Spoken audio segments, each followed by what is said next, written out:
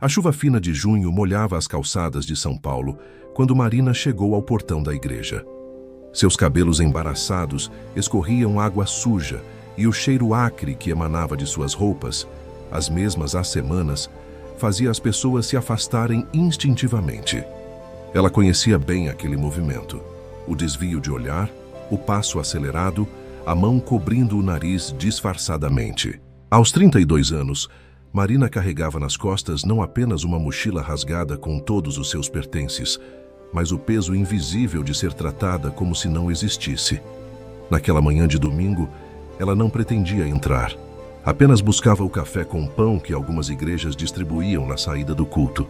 Ficou ali, encostada no muro, observando as famílias bem vestidas entrarem, crianças de mãos dadas com os pais, casais sorrindo. Um mundo que parecia de outro planeta, distante demais da realidade das ruas que ela conhecia há 3 anos. "Você não vai entrar?" A voz jovem a assustou.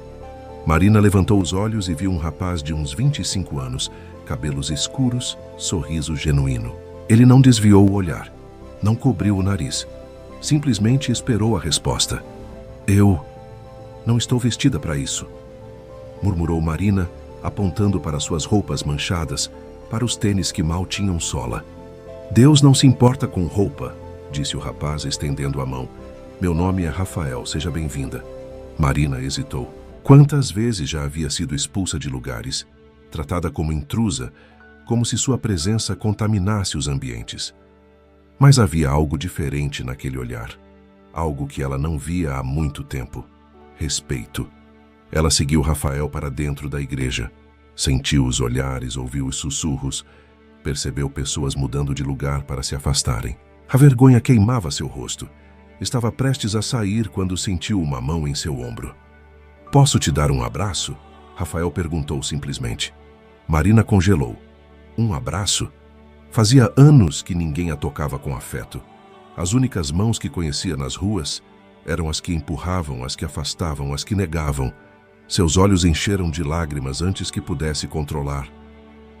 "Eu estou suja. Eu cheiro mal", sussurrou a voz quebrando. "Você é um ser humano. E todo ser humano merece um abraço", disse Rafael abrindo os braços.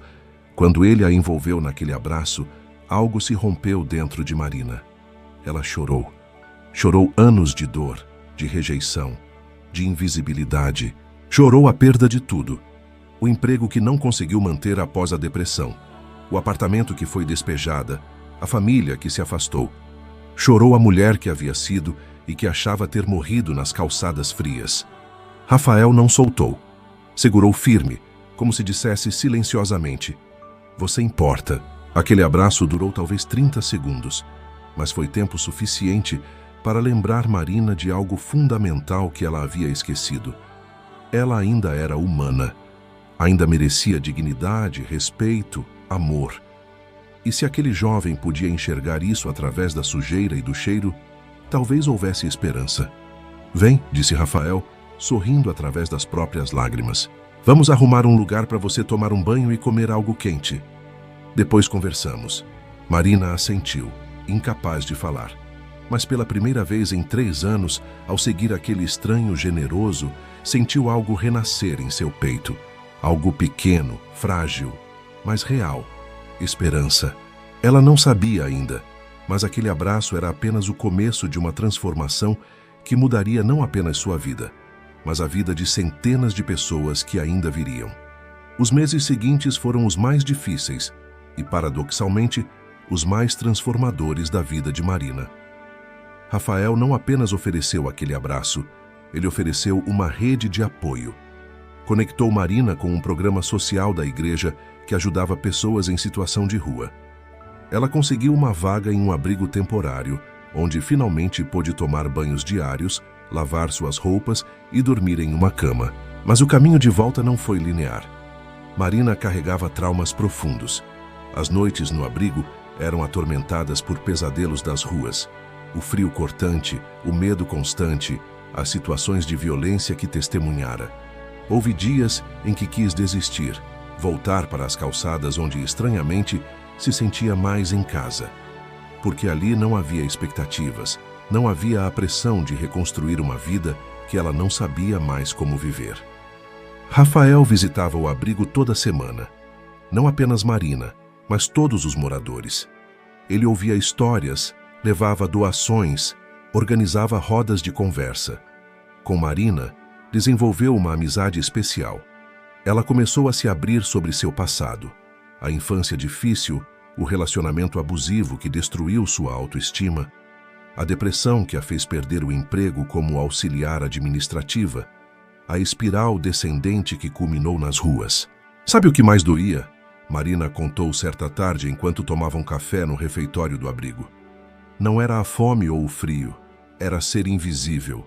As pessoas olhavam através de mim como se eu fosse um fantasma. Ou pior, olhavam com nojo, como se eu fosse menos que humana. Rafael escutou em silêncio. Depois disse algo que ficaria gravado na memória de Marina. Você nunca deixou de ser humana, Marina.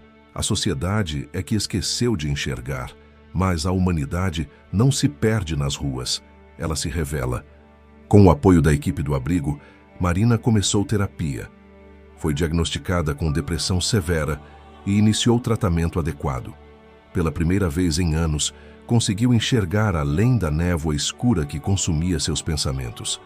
Participou de workshops de capacitação profissional, oferecidos por ONGs parceiras. 6 meses depois daquele abraço, Marina conseguiu um emprego como auxiliar de limpeza em um hospital. O salário era modesto, mas suficiente para alugar um quarto em uma pensão. Quando recebeu a notícia, correu para contar a Rafael, que a abraçou novamente. Dessa vez ela estava limpa, cheirosa, com roupas doadas, mas bem cuidadas. Mas o abraço teve o mesmo significado. Você importa. Eu nunca vou esquecer aquele dia na igreja. Marina disse, os olhos marejados. Você me devolveu minha humanidade. Você nunca a perdeu. Rafael corrigiu, sorrindo. Só precisava de alguém para lembrá-la disso. No hospital, Marina era dedicada e pontual. Mas algo a incomodava profundamente. Toda noite, ao sair do trabalho, via pessoas em situação de rua nas proximidades. Reconhecia o olhar vazio, a postura curvada, a invisibilidade social. E doía. Doía porque ela sabia exatamente como era estar naquela posição. Começou levando marmitas que preparava nos finais de semana. Depois, passou a conversar com essas pessoas. Descobriu histórias semelhantes à sua. Desemprego, vícios, doenças mentais não tratadas, rupturas familiares. Mas também descobriu histórias diferentes. Jovens LGBTQIA+ expulsos de casa, mulheres fugindo de violência doméstica, idosos abandonados por famílias. Um dia, encontrou Dona Josefa, uma senhora de 70 anos que dormia em um ponto de ônibus. Estava doente, febril, tossia sem parar. Marina não pensou 2 vezes. Levou-a ao hospital onde trabalhava, usou seu próprio dinheiro para comprar remédios, conseguiu convencer uma assistente social a encaminhar a idosa para um abrigo especializado. Por que você fez isso por mim? Dona Josefa perguntou com os olhos cheios de lágrimas. Marina segurou sua mão enrugada e respondeu, porque alguém fez por mim. Naquela noite, deitada em seu quarto alugado, Marina teve uma revelação. Ela não havia sobrevivido às ruas por acaso. Não havia recebido aquele abraço de Rafael por coincidência. Havia um propósito maior. Ela precisava fazer pelos outros o que fizeram por ela. Devolver dignidade, enxergar humanidade, oferecer esperança. Foi quando nasceu o sonho. Criar um lugar onde pessoas em situação de rua não fossem apenas alimentadas ou abrigadas temporariamente, mas verdadeiramente acolhidas, respeitadas, tratadas com dignidade. Um lugar onde pudessem reconstruir suas vidas com apoio real. Era um sonho grande demais para alguém que mal conseguia pagar o próprio aluguel. Mas Marina aprendera algo essencial nas ruas. A esperança não precisa de lógica, só precisa de coragem. Marina passou os 2 anos seguintes trabalhando incansavelmente. Durante o dia, cumpria sua jornada no hospital. À noite e nos finais de semana, dedicava-se ao trabalho voluntário nas ruas. Seu quarto na pensão virou um pequeno depósito. Pilhas de cobertores doados, caixas com roupas, sacolas com produtos de higiene. Ela se tornou conhecida entre a população de rua da região como a moça do abraço. porque sempre oferecia um abraço antes de qualquer outra coisa. Rafael continuava sendo seu grande apoiador. Juntos, começaram a estruturar o que seria o projeto do abrigo. Passavam horas discutindo como deveria ser, não apenas um lugar para dormir, mas um espaço de restauração integral. Marina fazia questão de que houvesse acompanhamento psicológico, cursos profissionalizantes, apoio jurídico para a recuperação de documentos e algo que ela considerava fundamental: um ambiente onde as pessoas fossem tratadas com respeito, não com pena. A piedade machuca, Marina explicava.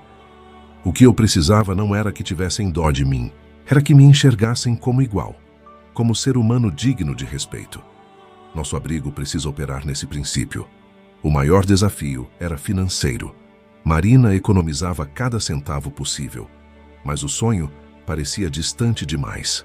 Foi quando conheceu o Dr. Alberto, um médico aposentado do hospital que soube do trabalho voluntário dela.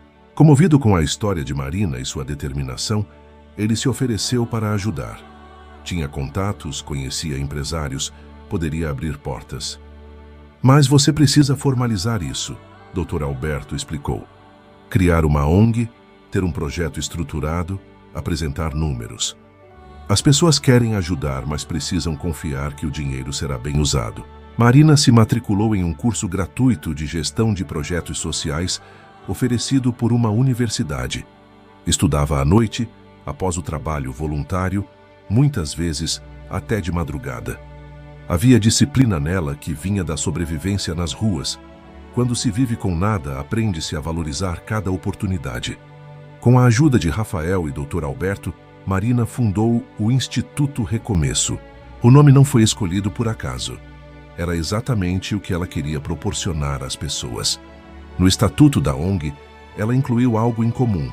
Pelo menos metade da equipe de funcionários deveria ser formada por pessoas que já vivenciaram situação de rua.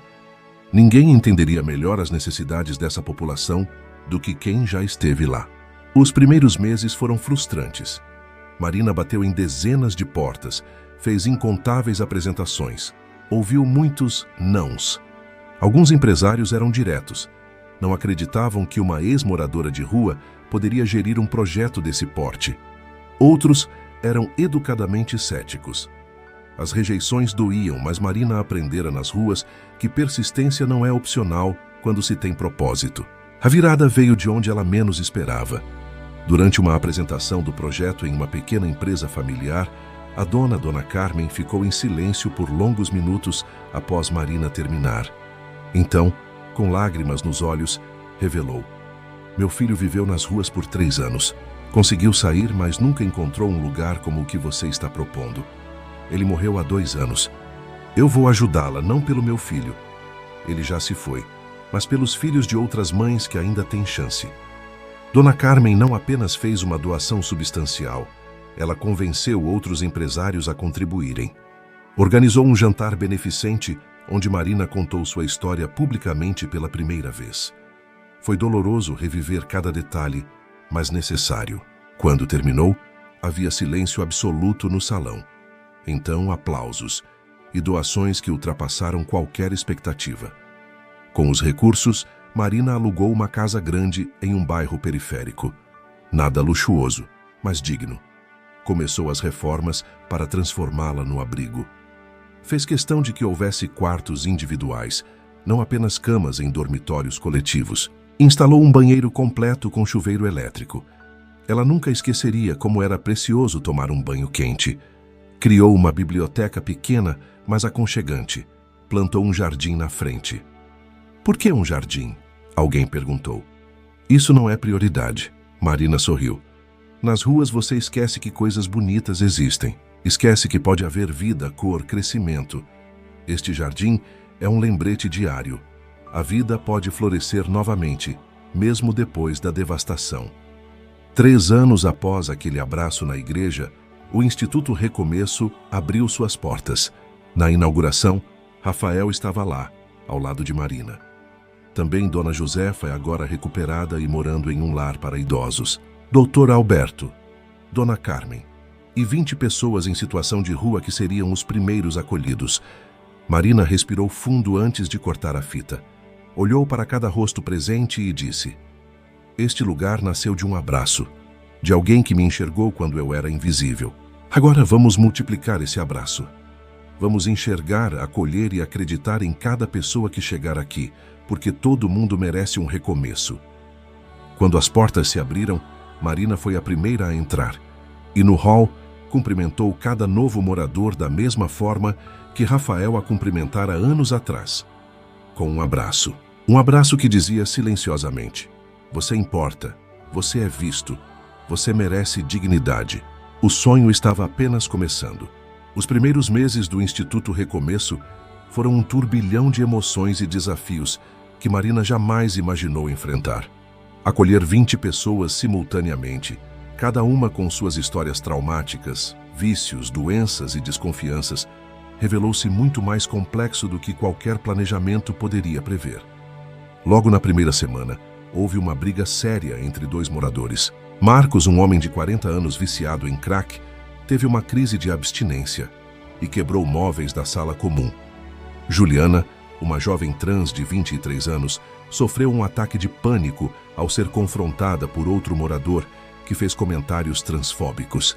Marina passou noites em claro, questionando se estava preparada para aquilo, se seu sonho não era grande demais para suas capacidades. Foi Rafael quem a ajudou a atravessar o momento. "Marina, você não precisa ter todas as respostas. Você precisa construir uma rede de pessoas que tenham. Ninguém transforma vidas sozinho." Ela entendeu. Começou a buscar parcerias estratégicas. Conseguiu que uma clínica de psicologia oferecesse atendimento gratuito 2 vezes por semana. Convenceu um advogado recém-formado a fazer um trabalho pro bono, ajudando os moradores a recuperarem documentos perdidos. Estabeleceu parceria com o CAPS, Centro de Atenção Psicossocial, para tratamento de dependentes químicos. Trouxe voluntários para dar aulas de artesanato, informática, culinária. Mas Marina sabia que a verdadeira transformação não viria apenas de serviços oferecidos. Viria do ambiente, da cultura que estabelecesse ali. Por isso, criou regras incomuns. Todos os moradores participavam das decisões sobre o funcionamento da casa em reuniões semanais.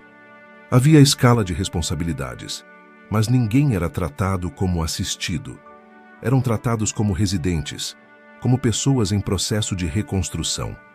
Uma das iniciativas mais impactantes foi o Círculo de Histórias, que acontecia toda sexta-feira à noite. Voluntariamente, moradores compartilhavam suas trajetórias. Não havia julgamento, apenas escuta. Marina ficava impressionada com a força daquelas narrativas. Histórias de abuso, abandono, injustiças sociais, mas também de resiliência, sonhos e esperança.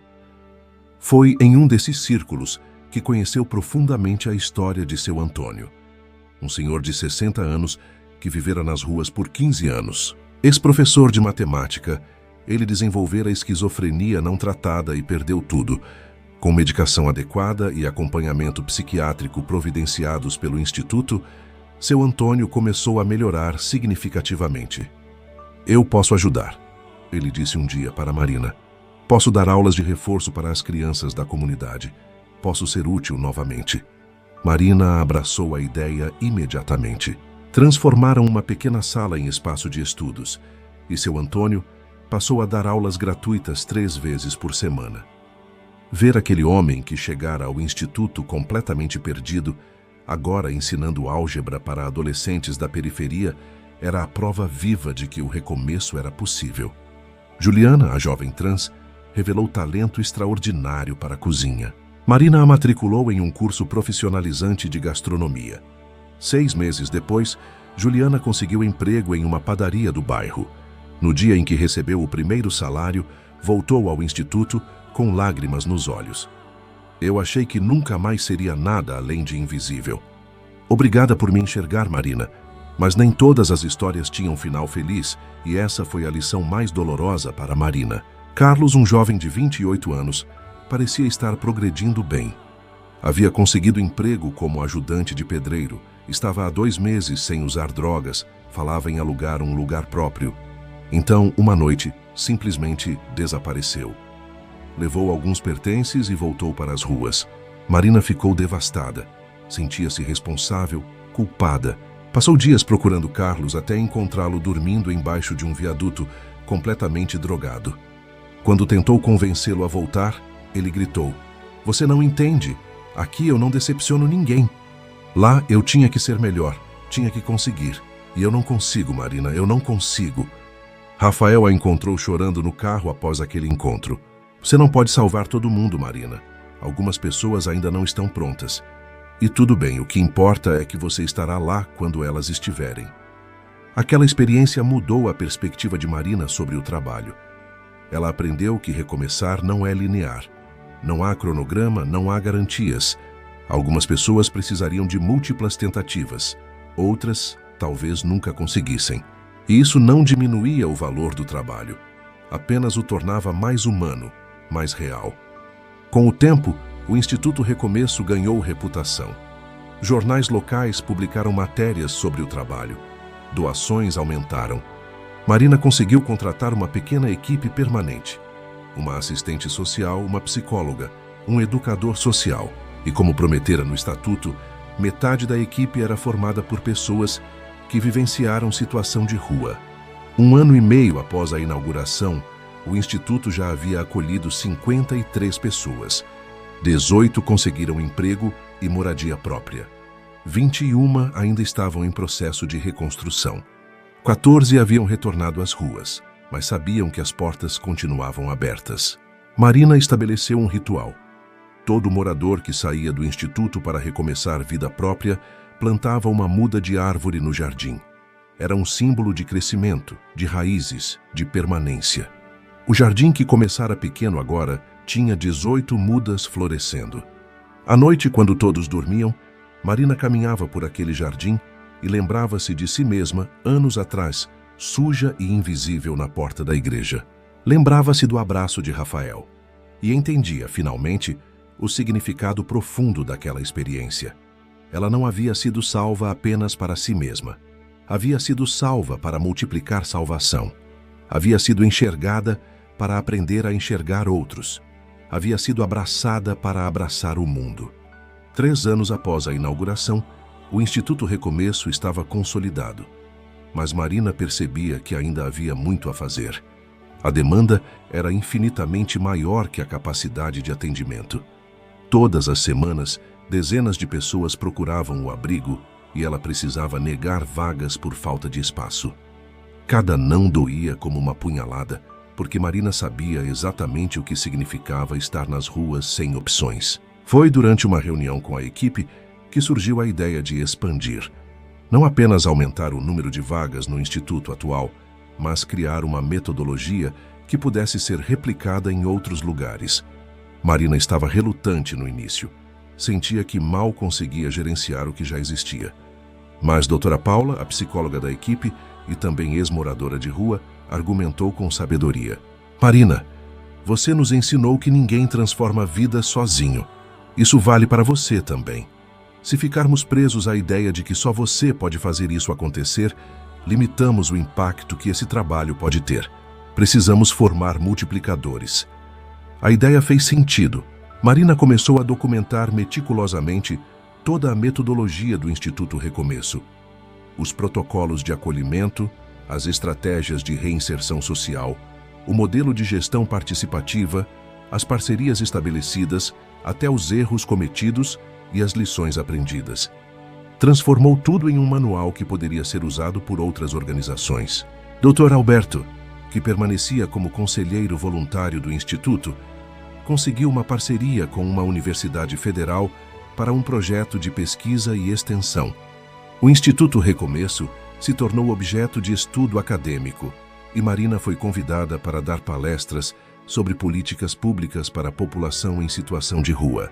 Era surreal para ela estar em auditórios universitários, sendo chamada de especialista, quando poucos anos antes as pessoas cruzavam a rua para não passar perto dela.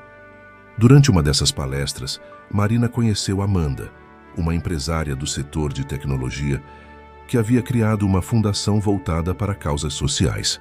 Amanda ficou profundamente impressionada com o trabalho e fez uma proposta ousada. Sua fundação financiaria a abertura de mais 2 institutos em cidades diferentes, usando a metodologia do recomeço, se Marina aceitasse o desafio de coordenar a expansão. Era assustador. Significava delegar mais, viajar constantemente, assumir responsabilidades ainda maiores. Marina passou semanas ponderando. Foi em uma conversa com Juliana, que agora era chefe de cozinha do instituto e morava em um apartamento próprio, que encontrou clareza. Marina, quando eu cheguei aqui, você me disse que eu era capaz de muito mais do que imaginava, que eu só precisava de oportunidade e confiança. Agora eu digo o mesmo para você. Você é capaz. E milhares de pessoas estão esperando por essa oportunidade. Marina aceitou. Os próximos meses foram intensos. Viajou para Belo Horizonte e Porto Alegre, cidades escolhidas para os novos institutos. Em cada lugar, buscou profissionais locais, estabeleceu parcerias com governos municipais e organizações civis, treinou equipes. Fez questão de que, em ambos os casos, houvesse pelo menos um coordenador que tivesse vivenciado situação de rua, porque a legitimidade vinha da experiência, não apenas da teoria. Enquanto isso, em São Paulo, o instituto original continuava florescendo. Seu Antônio, o ex-professor, agora coordenava um programa completo de educação, com aulas de alfabetização, preparatório para a EJOA e reforço escolar. Marcos, aquele que teve a crise de abstinência na primeira semana, completou 3 anos limpo e se tornou conselheiro em dependência química, ajudando outros moradores no processo de recuperação. O jardim agora tinha 42 árvores. Cada uma representava uma vida reconstruída, alguém que saíra do instituto para recomeçar com dignidade. Marina criou uma placa de bronze na entrada com os nomes de todos que plantaram árvores, não como troféu, mas como testemunho. A transformação é possível. Um dia, Marina recebeu uma ligação inesperada. Era Carlos, o jovem que havia voltado para as ruas anos antes. Ele estava internado em uma clínica de reabilitação, bancada pela família que finalmente o havia acolhido novamente. Queria falar com ela. Quando Marina chegou à clínica, encontrou um Carlos diferente. Mais magro, cicatrizes visíveis de anos nas ruas, mas com olhos que tinham algo que não havia antes: esperança. Eu não consegui da primeira vez, ele disse, a voz embargada. Nem da segunda, nem da terceira. Mas eu nunca esqueci o que você disse, que eu importava, que eu merecia dignidade. Ficou na minha cabeça, Marina, mesmo quando eu estava no fundo do poço. E foi isso que me fez aceitar ajuda agora. Marina segurou a mão dele e chorou. As portas do recomeço continuam abertas para você, Carlos, quando você estiver pronto. Aquele encontro confirmou algo que Marina suspeitava. O impacto do Instituto não se media apenas pelos sucessos imediatos, mas pelas sementes plantadas. Mesmo quando as pessoas saíam e falhavam, levavam consigo algo transformador. A lembrança de que foram vistas, respeitadas, valorizadas. E isso, mais cedo ou mais tarde, fazia diferença. 6 meses depois, os institutos de Belo Horizonte e Porto Alegre foram inaugurados simultaneamente. Marina estava presente em ambas as cerimônias via videoconferência, emocionada ao ver aquele abraço que recebera anos atrás se multiplicar em 3 cidades, alcançando centenas de vidas. Durante a inauguração em Porto Alegre, um morador de rua chamado João se aproximou timidamente de Sandra, a coordenadora local, ex-moradora de rua que Marina havia treinado. Ele estava sujo, com cheiro forte, visivelmente envergonhado. Sandra não hesitou, abriu os braços e disse exatamente o que havia aprendido. Posso te dar um abraço? Todo ser humano merece um abraço. Através da tela, Marina assistiu àquela cena e sorriu através das lágrimas. O ciclo estava se completando. O abraço que ela recebera estava ecoando, multiplicando-se, transformando-se em movimento. Não era mais sobre ela, era sobre algo muito maior. A certeza de que toda pessoa, independentemente de onde esteja, merece ser enxergada, respeitada e amada. O sonho não tinha mais limites. Estava vivo, crescendo, florescendo como as árvores do jardim. 5 anos após o abraço que mudou sua vida, Marina observava o jardim do Instituto Recomeço. 73 árvores se moviam ao vento, cada uma representando uma vida restaurada. O Instituto já atuava em 8 cidades, acolhendo mais de 400 pessoas. Cerca de 60% reconstruíram suas vidas com dignidade, trabalho e moradia. Mas Marina sabia. O verdadeiro impacto estava no que não aparecia nos relatórios, na esperança que voltava ao olhar, no resgate da autoestima, na sensação de voltar a ser visto. Naquele dia, o Instituto celebrava a formatura da primeira turma do programa Multiplicadores do Recomeço. 15 ex-moradores de rua haviam se preparado para abrir novos núcleos pelo país. Juliana iria coordenar um instituto em Recife. Marcos, limpo há 4 anos, lideraria um núcleo em Salvador voltado à dependência química. Carlos, após 2 anos de tratamento, assumiria o projeto em Curitiba. Cada um recebeu um certificado e uma muda de árvore para continuar o símbolo do recomeço. Há 5 anos, Marina disse, um abraço me lembrou que eu ainda era humana. E esse abraço se tornou minha missão, multiplicar dignidade. Após a cerimônia, Rafael a levou até a primeira árvore plantada, e ali sua mente voltou ao passado. Foi no aniversário de 1 ano do Instituto que tudo mudou entre eles. Após a celebração, Marina estava no jardim quando Rafael se aproximou com um buquê de flores simples. Ele respirou fundo, nervoso. Marina, eu preciso te dizer algo. Eu me apaixonei por você. Marina congelou. Nunca pensara que merecia amor. Eu não quero que você ache que precisa de mim para ser inteira. Ele continuou. Eu só quero caminhar ao seu lado, se você permitir. Você aceita namorar comigo? As lágrimas vieram antes das palavras. Eu tenho medo, ela sussurrou. Medo de não ser suficiente. Rafael segurou seu rosto com delicadeza. Você já é suficiente. Sempre foi. Marina se aproximou e o beijou. Foi um beijo suave no início, cheio de hesitação, mas logo carregado de tudo o que havia sido silenciado por anos. Dor, cura, amor, retorno ao mundo. Aquele beijo não apenas começou um romance, começou uma nova vida. De volta ao presente, Rafael a abraçou no jardim. Eu só ofereci um abraço, ele disse. Você é quem transformou isso em revolução. Não foi só eu, Marina respondeu. Foi nós dois. Foi todo mundo que acreditou. Antes de entrar no instituto, Marina olhou novamente para as árvores iluminadas pela noite. Cada uma era uma história de renascimento, e em breve seriam centenas. Ela murmurou o mantra que já havia mudado tantas vidas. Todo ser humano merece um abraço.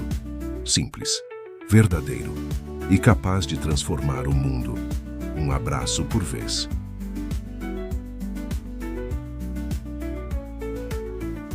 E se você gostou desse emocionante relato, curta esse vídeo, segue o nosso canal e venha acompanhar boas histórias.